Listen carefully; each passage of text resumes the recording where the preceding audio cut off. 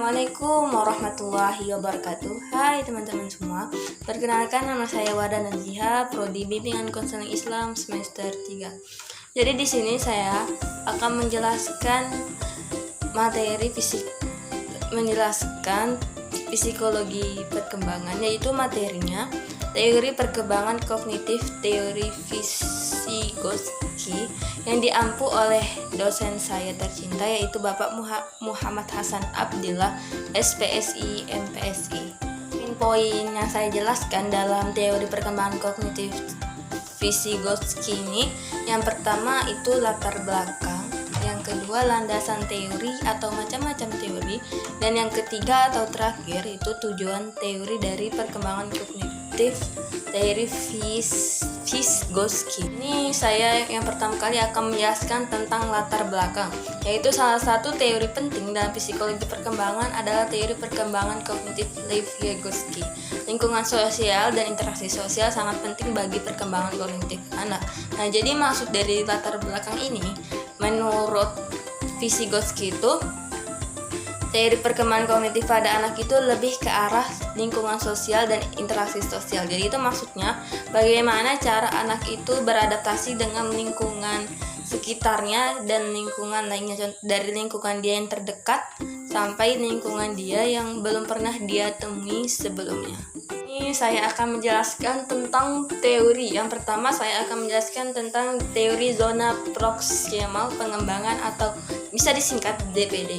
Konsep ini mengacu pada perbedaan antara apa yang seorang anak dapat lakukan sendiri, yaitu kemampuan aktual, dan apa yang dapat dia lakukan dengan bantuan atau bimbingan orang lain, atau kemampuan potensi.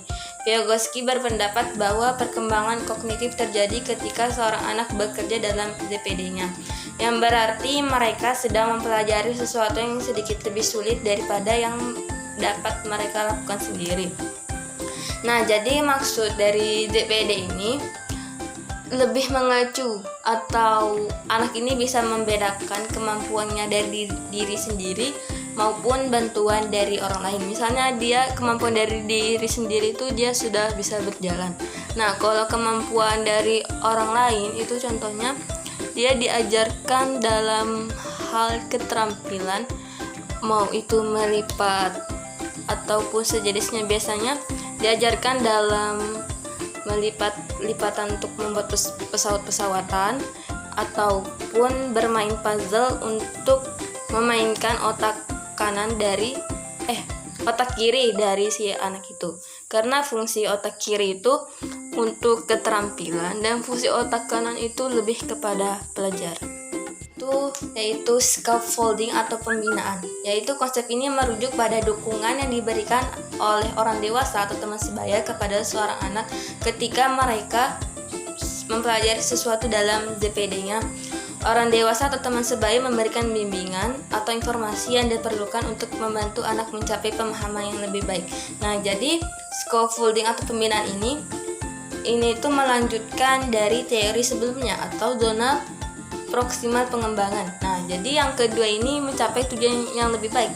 Nah, misalnya kan yang pertama tadi itu dia diajarkan bermain puzzle. Nah, jadi yang pembinaan ini dia lebih dibina lagi agar dia lebih terampil dalam bermain puzzle. So, dia juga diajarkan dalam hal, kita harus mengajarkan juga dia dalam hal membaca dan menulis. Karena pada dasarnya yang paling pertama itu kita disuruh, atau dalam firman-Nya terdapat dalam surah Al-Alaq yang bunyinya Iqra, itu bacalah. Jadi kita juga mengajarkan mereka membaca dan menulis. Fungsi bahasa, yaitu Vygotsky memberi banyak bobot pada fungsi bahasa dalam perkembangan kognitif. Dia berpendapat bahwa bahasa berfungsi sebagai alat kognitif dan komunikasi. Anak dapat menyerap ide, norma, dan informasi dari lingkungan sosial melalui bahasanya. Nah, jadi adapun fungsi bahasa dalam ataupun teori dari Vygotsky ini, menurutnya kita juga harus memberikan bahasa, contoh-contoh bahasa yang kita pelajari. Nah, kan kita ini orang Indonesia. Nah, jadi kita sebagai orang dewasa ataupun teman sebaya yang sudah tahu, kita lebih mengajarkan mereka bagaimana cara berbicara, kan sebagai kognitif dan komunikasi. Nah, jadi kita tuh di situ lebih mengajarkan dia bagaimana cara berbicara Indonesia yang baik dan sesuai dengan EYD atau ejaan yang dieja. Yang keempat, internalisasi, yaitu menurut Vygotsky, pengetahuan pribadi seorang anak dapat mencakup proses pembelajaran yang terjadi di luar dirinya, seperti interaksi dengan teman sebaya atau orang dewasa. Artinya, anak-anak sekarang dapat melakukan hal-hal sendiri yang sebelumnya memerlukan bantuan orang lain.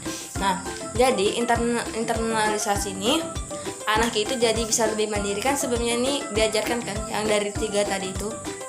Nah, jadi pas diinternalisasi, anak itu bisa lebih berpikir sendiri atau melakukan apa-apa sendiri.